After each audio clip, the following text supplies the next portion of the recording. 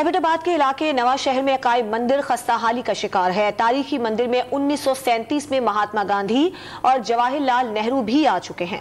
مزید تفصیلات سردار یاسر کی اس رپورٹ میں۔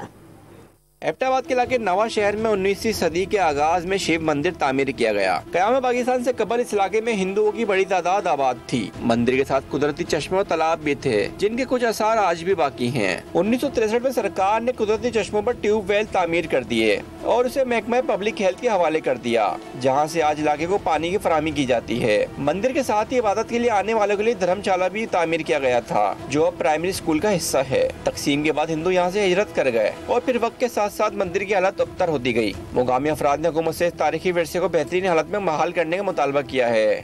جب یہاں سے ہندو چلے گئے تو پھر اس طرح ہوا کہ اس پر ہماری گورنمنٹ آف پاکستان نے کوئی توجہ نہیں دی اور یہ رفتہ رفتہ کھنڈرات کی شکل اختیار کر چکا ہے۔ تو مرکزی حکومت کو کہتے ہیں کہ پاکستان میں اس طرح کی جو بھی بلڈنگیں ہیں ان پر توجہ دی جائے اور ٹورزم کو پروموٹ کریں، جس کی وجہ سے مقامی سطح پر لوگوں کو روزگار بھی ملے گا اور ذرا مبادلہ بھی آئے گا۔